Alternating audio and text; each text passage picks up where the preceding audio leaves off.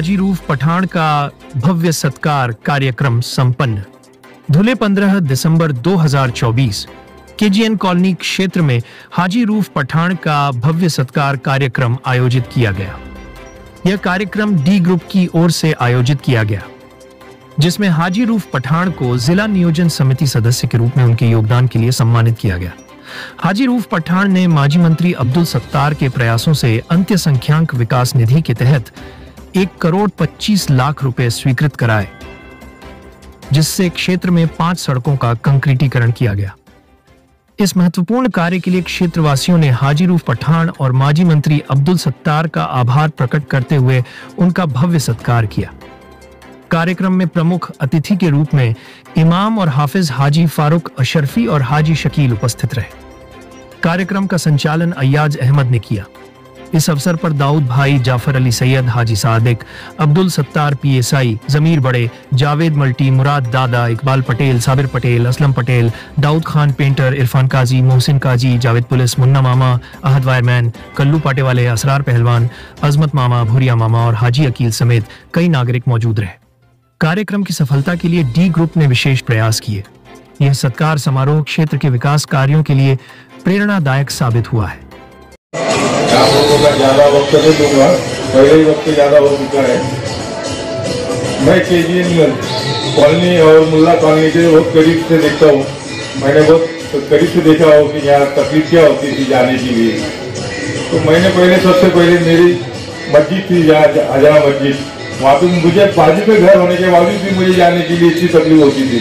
तो मैंने पहले काम मेरे यहाँ से शुरुआत किया, और जब मैं वहाँ सक्सेस हुआ तो मुझे ऐसा लगा कि अब अपन पूरे कॉलोनी के लिए काम कर सकते हैं।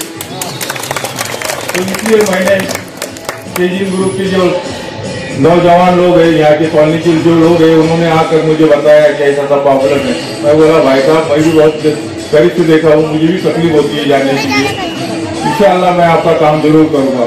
और वो लोगों ने मेरे पास दाऊद ग्रुप के पूरे दाऊद ग्रुप बोले तो बहुत बड़ा मेहनती वाला काम करने वाला ग्रुप है उनका, और वो पीछे लगे मेरे के मुझे अभी आज चाचा ये काम कर नहीं दो बोले। और मैंने उनसे निवेदन लिया और मैं अब्दुल सत्तार साहब के वहाँ गया और अब्दुल सत्तार साहब को उनकी रोड की फोटो वगैरह बताया और उनकी तकलीफ बताया। उन्होंने लब्बैक कहा वहाँ, और मुझे ये काम के लिए 1,25,00,000 रुपए ये काम के लिए दिए। मैं उनका भी शुक्रगुजार हूँ, और कॉलोनी वाले की तरफ से मैं उनका शुक्रगुजार करता हूँ अब्दुल सत्तार साहब का और आपका भी। अच्छा, हमारे मोहल्ले के नौजवान जो डी ग्रुप है, केजीएन ग्रुप है और दीगर हमारे मौजूद हजार कि आज जिसकी हमें जरूरत थी, जो बहुत मुश्किल से ऐसे दीदवर हमें मिलते हैं, दूर अंदेश बहुत कम मिलते हैं। पत्थर तो बहुत होते हैं, हीरा कम मिलता है। पत्थर बहुत कम होते हैं। मैं कोई सियासी आदमी नहीं, मगर जहाँ कौम की बात आती है ना, सुबह ताला ये आपका गुलाम कौम के नाम पर आगे आता है। और आज मुझे कौम की जरूरत थी। कौम ने एक शीशा नहीं, एक हीरा तलाश कर लिया। शीशे तो टूट जाते हैं, हीरा नहीं टूटता। आज 1.25 करोड़ की निधि बगैर किसी ओहदे के, ओहदे पे रहकर इतनी निधि कोई नहीं लाता। ओहदे पे रहकर, वो भी नगर पालिका के वार्डों के लिए। मुझको पता चला तो बड़ी खुशी हुई। तो मैंने कहा कि इंशाअल्लाह ताला मैं भी आपका हिस्सा बन जाऊंगा, और मैं हिस्सा बना। 23 वार्ड के अंदर कई गलियों में कुछ नहीं था, कुछ नहीं, कीचड़ था, बहुत कुछ था। मगर अल्हम्दुलिल्लाह हाजी राउत साहब ने, पालक मंत्री अब्दुल सत्तार साहब थे, जो भी रिलेशन इनके थे, ताल्लुकात इनके थे, उस बुनियाद पर आप वहां पहुंचे। और अल्हम्दुलिल्लाह हाजी अब्दुल सत्तार साहब पालक मंत्री ने हाजी साहब की आवाज पर लब्बैक कहा और इनके कांधे से कांधा मिला दिया। बाजू उस वक्त मजबूत होता है जब औलाद या मोहल्ले वाले अगर कांधे से कांधा मिला दे तो वो मंजिल पर खुद ब खुद पहुंच जाता है, मंजिल की राह नहीं तलाश करना पड़ती। और उम्मीद एक तभी है कि हाजी साहब ने जो कदम उठाया है और जो उन्होंने अपनी देरीना तमन्ना, अपनी देरीना ख्वाहिश आप हजरात के सामने रखी है, तो मुझे उम्मीद है कि परवरदिगार आलम इनकी उम्मीदों को बरूए कार लाएगा और इन्हें कामयाबी से हमदराज करेगा। इसीलिए किसी शायर ने क्या कहा है कि ऐसे वैसे यहाँ अफलाक लिए फिरते हैं, ऐसे वैसे यहाँ अफलाक लिए फिरते हैं, दामने जिस्म में हम खाक लिए फिरते हैं, लोग हर रोज बदलते हैं ताल्लुक का लिबास।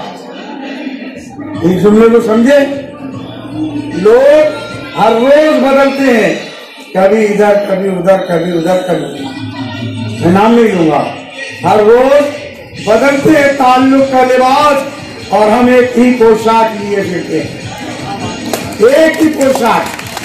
तो ये इरादा क्या इनका? कौम की खिदमत। जब इनका इरादा कौम की खिदमत है तो मैंने अपने बुजुर्गों से सुना है कि जो हौसले रखता है और कौम की खिदमत का जज्बा रखता है तो खुदाए बुजुर्ग बढ़कर उसे कामयाबी से हमकनार करता है। अल्लाह तबारक व तआला हालात हाजरा के पेश नजर ऐसे लोगों को हमें अता फरमाए जो लोग कौम की खिदमत को अंजाम देते हैं। इसीलिए कहने वाले ने कहा है इस दौर में जीना है तो कोराम मचा दो। तो ये नगर पालिका में कोराम मचाएंगे अपने कानूनी कायदे के मुताबिक, झगड़ा करने नहीं जाएंगे। ये कागजी कार्रवाई के जरिए कौम की खिदमत करेंगे। तो लिहाजा आपका फर्ज बनता है कि जब ये आगे बढ़े आप इसके कांधे से कांधा मिलाएं, इनके कांधे से कांधा मिलाएं।